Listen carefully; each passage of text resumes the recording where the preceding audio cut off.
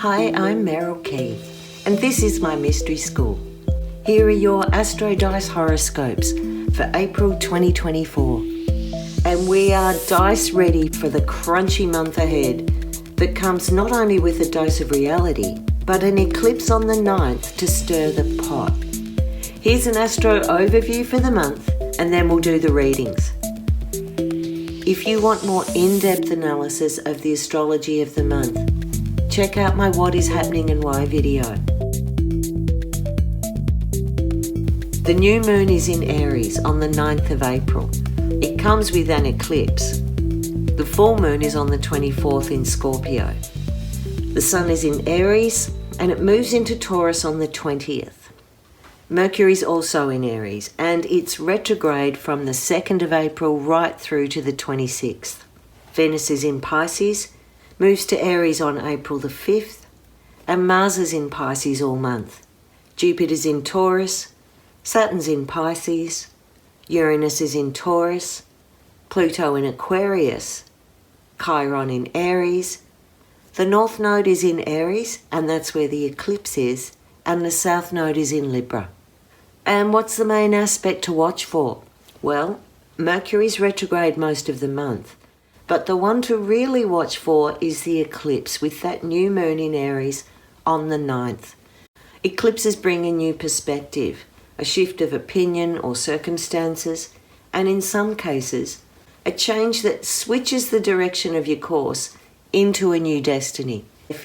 Let's see what the dice has to say for you, starting with Aries. Typical Aries, being the leader of the pack, you have an eclipse in your sign on April the 9th, which means change in who you think you are, why you're doing what you do, and how other people see you. Mercury is also in your sign, stirring at the past and having you reconsider current arrangements. Let's see what the dice can say to help you in your direction.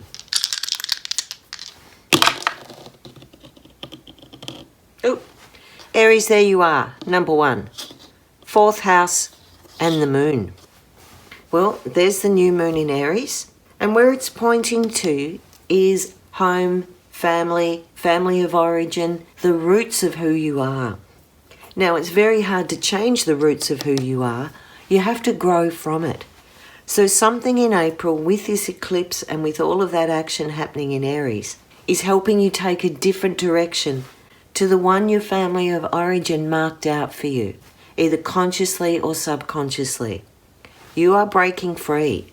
If you're someone who's been very tied down with family and home, this is the month that you strike out independently. And it looks a bit like the head and the heart have come together to really give you the firm ground you need to make these changes. The moon in Aries is really brave, instinctive. It will go in to protect and defend what it loves. Although there's an impulsiveness with this, I wouldn't say it's reckless. If you've been having a bit of a struggle in your home or your family life, this looks like the time you shake off any doubt. You can stick to your guns and lead a new path. So Aries, I think you're going to be seeing a positive change in what's going on in your home base. You'll have more independence to do things your way without being caught up in the needs and the baggage of those around you. I think this is brilliant, the way that it brings the head and the heart together. Good on you, Aries. Make the most of it. Taurus, you might be feeling a bit blocked and stuck this month. Jupiter's in the mood to burst your bubble or get you looking in another direction. The eclipse is stirring up your deep inner yearnings, and some Taurians will be feeling a bit out of place. How can the dice help you to see the light? Taurus, you have the 8th house, Cancer, and Uranus. Well, this brings a bit of a surprise. It's going to shake up your emotional well-being, perhaps with family, perhaps with your home, perhaps with what you've kept a bit close to your chest. It looks like there's a bit of blurting this month. So let's backtrack a bit. The planet we've got is Uranus. It makes a big impression. Uranus splits apart what you thought was normal. It introduces a new brilliance, a new way of thinking, new concepts. But it does that through disruption. It's unpredictable. The 8th house is the big, deep place of the zodiac chart. The place that represents birth, death, things you can't get out of, things you can't avoid. And Cancer is the zodiac sign that represents the mother, the home, nurturing, the family. It's a water sign that brings emotional safety. So when we put these together, we've got some sort of disruption with what you thought was home, safe, something that you've nurtured, potentially something you've mothered, cared for, or even your own mother, your own children. There's something unpredictable that will come up this month. Though with Cancer there, Taurus, I expect you've sensed and understood this all along. It might even be a change that you've been gunning for, and it's quite revolutionary to what people expect of you. Some of you will be looking at the end of a big journey that's involved nurturing or raising something from a seed. Maybe you've reached a goal, or there's a culmination of something that you don't get to control. But you have to accept this new way of doing it. If you've been clinging on too long to something, churning over the emotional baggage of it, you might be getting a kick this month to break free. Gemini. Geminis want to try something different. And this month, there's a bit of pressure to put things into action. Saturn's in Pisces and it's holding you up, or it's making you prove yourself in some way. And the eclipse on the 9th is making you look at where you fit in and where you don't want to fit in. Let's roll the dice and see what comes up. Gemini, you have the 3rd house, Libra, and Saturn. Okay, Saturn is our planet that wants accountability.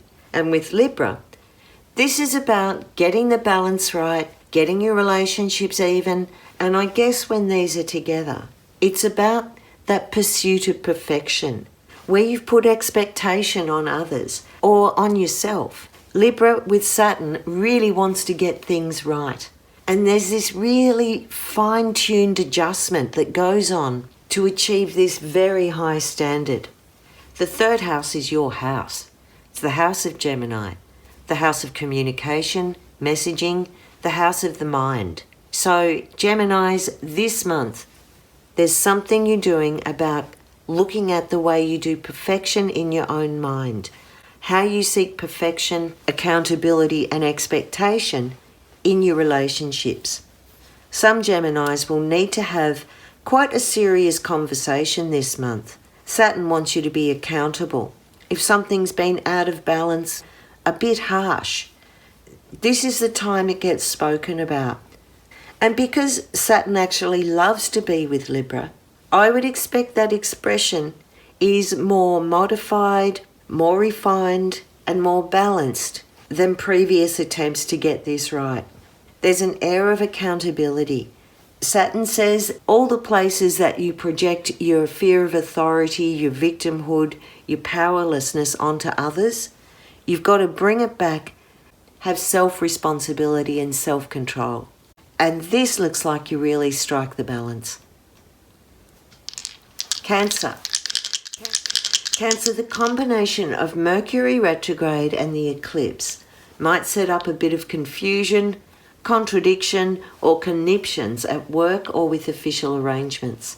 Nevertheless, you're in a place to attract attention, so you'll want your next move to really count. How can the dice help you? Okay, you have the moon, Pisces, and the 1st house. Cancer, this looks like let yourself be vulnerable. Show your compassionate side. Reach out to others and also be a big shoulder to cry on for the people you love. Pisces in the 1st house is really quite soft and beautiful. It's very sensitive, it's very empathic, it's picking up the senses and feelings from everyone and everything around it. And there's your ruler, the moon, giving you the go-ahead in April to soften and relax and even step out of harsh structures and timetables, just to let yourself flow a bit. Some Cancerians may have been released from responsibilities, or it might be that your partner has had a change of circumstances and it's put you in the position where you maybe have to take care of them, or where they need to be stepping up and taking care of you more. I get the feeling you need a little bit more understanding, a little bit more leeway and flexibility. This could be a really creative time for you, but also it could be a time where if you've been bottling up your emotions, you can't keep doing that over this month. It's a really nice combo of dice, Cancer. And if you've been a bit of a hard ass lately, this is the one that lets you take your guard down and connect on a higher, deeper level, something unconditional. Leo, the power meeting between Jupiter and Uranus puts the pressure on you to buckle under or break free. Some Leos might find the eclipse sparks a new dream or ignites travel plans, and it has you looking for something more. Which way are you going to fly, Leo? Let's ask the dice. Okay, Leo, you have Saturn, the 4th house, and Libra. Well, Leo, if you are looking to break free, you really have to break free of your own sense of perfection. There's something that you're really locked into, and you want to get it just so, just right. And if we're looking at the eclipse, broadening your horizons, this dice is saying you've got to work out something at home, find some harmony and some clearer, fairer boundaries before you can really expand where you want to go. This could be about paying off bills. It could be about literally setting up new boundaries, putting in a fence, fixing the doors or the locks, being careful about security and who or what you let into your private space. Some Leos might find there's a discussion with your partner about domestics and how are you going to solve anything that feels unfair. Other Leos will find they've reached a culmination. You've reached a goal, you've reached a long-term plan that you've worked hard for. And now there's flexibility and a chance to have more fun and beauty in your life rather than just the hard work. If you're thinking of doing renovation or decorating, this is a really good dice for it. It's nicely contained. There's no hidden surprises, but you are encouraged to stay within a budget or stay within your limitations. And don't get too caught up on what is fair and what is perfect, because, Leo, unfortunately, there is no such thing. Virgo, April is a month of terminations and turning points. Your ruler Mercury is retrograde and it's digging up the past and rifling through ancient history. And it's doing that in a way that could really bring surprising results for you. Maybe even drop in a missing clue to something that's been bugging you. Let's see what the dice can say.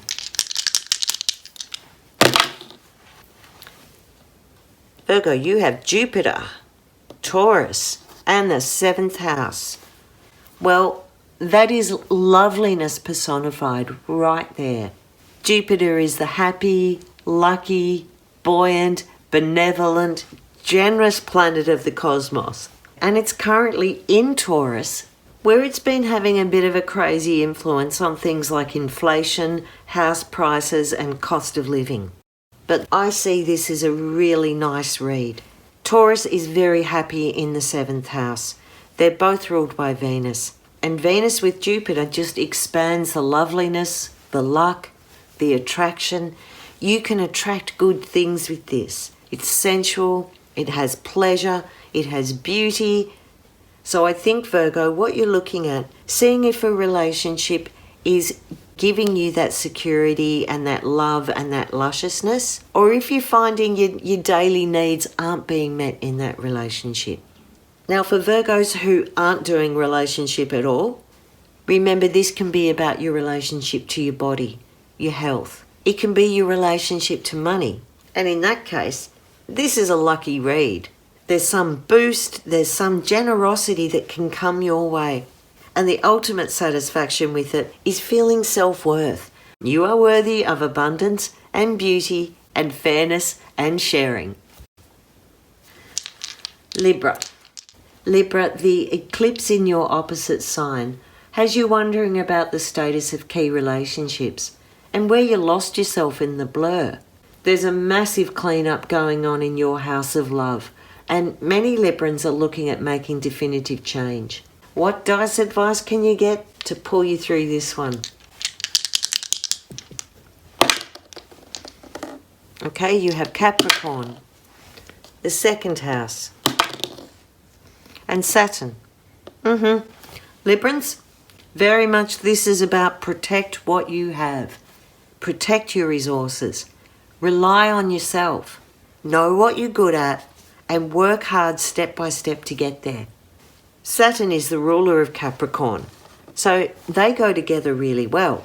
It's about being official, about knowing your boundaries, about self-respect, and about commanding respect. The second house is about your resources. Not just money and work, it's also about what you've got to offer, what you can rely on in yourself.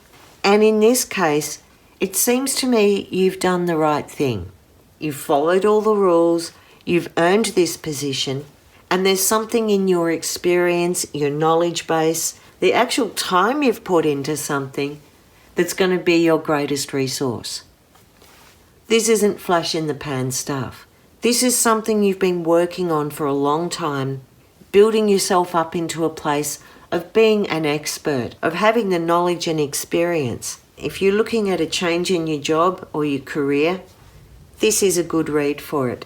If you're looking at the way your investments have come home, I would think that April you're making decisions around that, seeing if that investment has really brought in what it needs or if it's been hard work. Capricorn with Saturn there encourages you to go for the long haul. This is steady, reputable, blue chip stuff. If money's been running a bit tight, this seems to me the time that you make an adjustment. Maybe you reach out, get a loan, you might have to make an official arrangement. Or you might just know that you can pull it off because of your experience and you'll get through. Scorpio. Scorpio, the full moon is in your sign on the 24th. And by then you will have reached a decision or come to a conclusion, or you're more ready to sign off on something that's been a long time coming in. The eclipse opens up new opportunity and change in your everyday experience. And Venus and Mars are sweetening new connections. So what does that look like for you? Let's ask the dice. Oh, you have Aquarius, Saturn, third house. Scorpio, this has you reaching out to groups, making connections, doing a little bit of short-term travel, getting your mind around new concepts, and even studying or learning something that takes you out of your comfort zone. Saturn is the planet of restriction and boundaries and protection. It wants you to work hard so that you know you develop an inner authority. Aquarius is the sign that wants to do things different. It wants to join in a group of like-minded others, and it's really prepared to be open-minded, explore new concepts, be a bit radical, and extend its boundaries. The third house is the place of learning, of messaging, communication, of getting your mind around new things. So it looks to me like you are nailing some sort of new concept. Maybe you have to learn a new computer program, learn a new way of doing things, or introduce yourself to new groups with a kind of a formal or clear boundary, clear process to access that space. Aquarius is very comfortable in the third house. It's naturally ruled by Gemini and Mercury, and when we flavour that with the Aquarian spirit of community, we know that you're reaching out to a broader group. Saturn puts you in the position of this being a kind of official engagement. For some, this is like keynote speaking. Some Scorpios might find that it's hard getting into a group that they want to access. But with Saturn there, You've just got to persevere. Although Saturn wants you to follow things by the book, Aquarius can get you recommendations and references from outside of the kind of traditional circle. This looks really good for finding very clear structure to navigate something that's kind of very broad-reaching, futuristic, and a bit out there. Sagittarius. Sag, there might be a small hiccup early in the month when Mars and Saturn join in Pisces with a reality check. But the eclipse energy has you in the mood for fun and you're ready to express a different side of yourself or do something really original. What's in store for you? Let's ask the dice.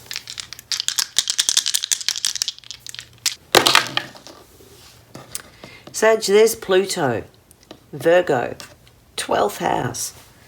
Okay, well, although the eclipse is stirring up your house of fun, this is taking you down into a deeper level of accountability. Pluto is the planet of transformative change. He's the god that rules the underworld, everything that's buried under the surface. And the 12th house also shows that place of deep, far away, mystical, other worlds.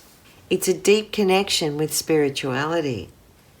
Pluto in the 12th house also puts you in touch with ancestors and your ancestral background. There's something in the hidden past that Virgo wants you to investigate and analyze.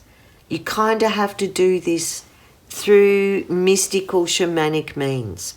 And you might become more aware of this because Mercury's retrograde over the month and it's digging up some of the old secrets, some of the old hidden things.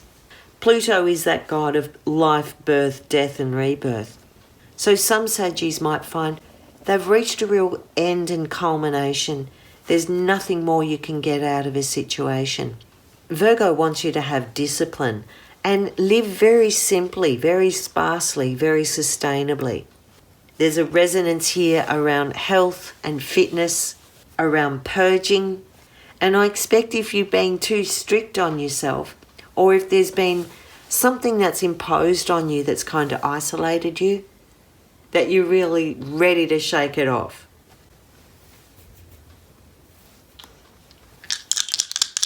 Capricorn. April brings up issues of protection and security for many Caps. The astro climate has a lot of busyness, paperwork and documentation heading your way. So you probably want to slow down and take your time with the inbox and double check any loopholes that closed off. Changes at home and with the family are also on the menu with that eclipse. So let's see what the dice can say. You have Aquarius, the 8th house,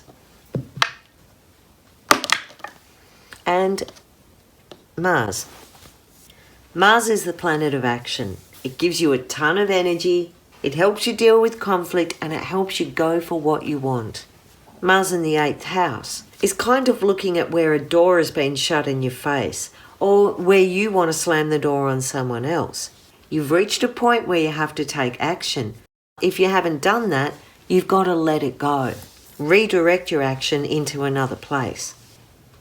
With Aquarius, it's talking about group, community. It could be talking about an online group, something to do with technology, something to do with either not fitting in, feeling you've got very different goals, you're not on the same page, or where you've got to give up a bit of a Luddite mindset and get innovative. Move into the future. Because Mars is competitive and physical, strong and active, this could be a reading about a physical challenge that you've put yourself through, something like a marathon or a boot camp. And if you're thinking of doing that in March, this is really good for you. Or if you've already undertaken that, this is the time you're looking at the next step. What comes next? The 8th house is also the place of other people's money. And with Aquarius, it looks like shares or stocks, group holdings, a trust, something where you might have diversified your investments. It could be something like a bond or a body corporate.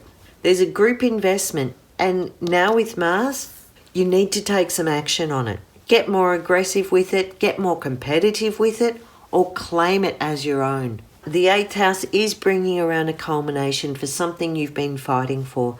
This is asking you to be strategic, to get the knowledge base, and to get the right advice.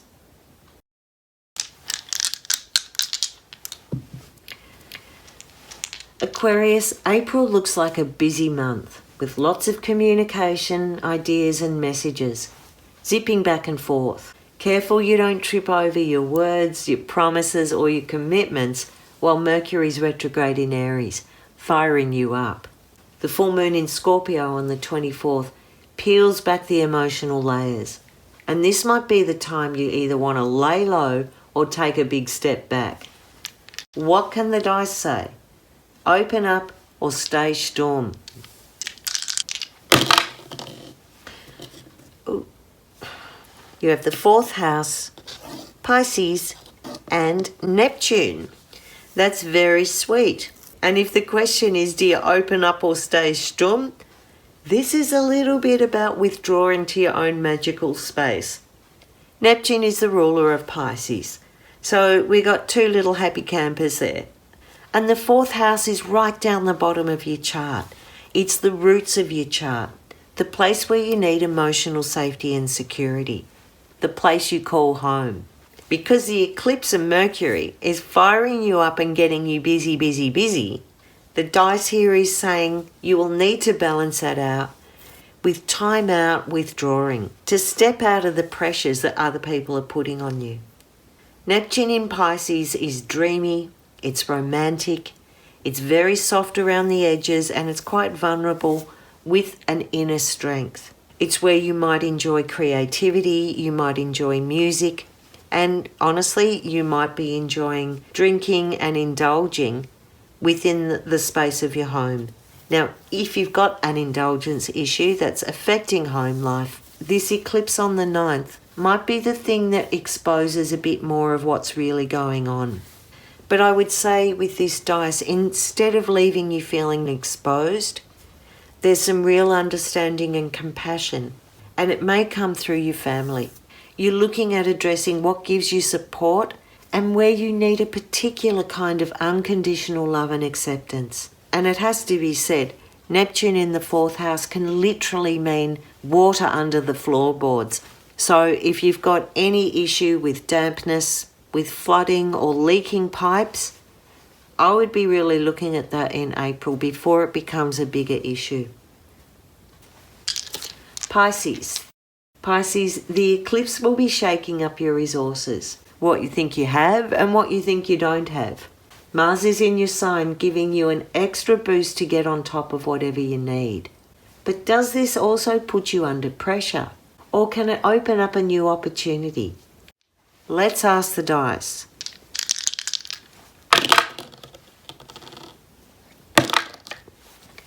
Okay, you have the 9th house, Taurus and Jupiter.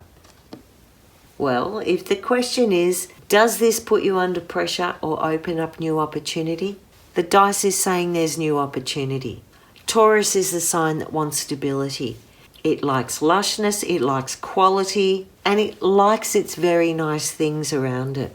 And with Jupiter in the 9th house, its hometown, there's this really yummy mix of more coming for you in April. The eclipse is hitting you in the place of what you think you have to offer. And this dice is showing there's a lot of confidence that what you're offering is of quality, has a reliability, and can now grow into a bigger space. Jupiter expands what it touches. It's at home in the 9th house. And Taurus is about your day-to-day work. So I would expect your role in the day-to-day is changing, is growing, that there's more resources coming in for you and more opportunity opening up. If you've been living with unreliable income, this could be the time you get steady income or you get extra shifts. The 9th house also takes us into foreign lands, other places. So you could be drawing in more income streams from overseas, from places where you've really flung out your net, and now it's coming in home to roost for you. This feels fun, it feels aspirational, It feels pleasurable, and there's a real practical step-by-step that takes you out further than where you are right now. Head in the clouds and feet on the ground for you this month, Pisces. So now we've covered all the horoscopes for the month. Take advantage of the planetary aspects and use the eclipse to change your perspective. I'm Meryl Key, and this is my mystery school. Check out the other videos on my channel, or find me on Instagram at my_mystery school, or on my website www.merylkey.com. Thanks for watching.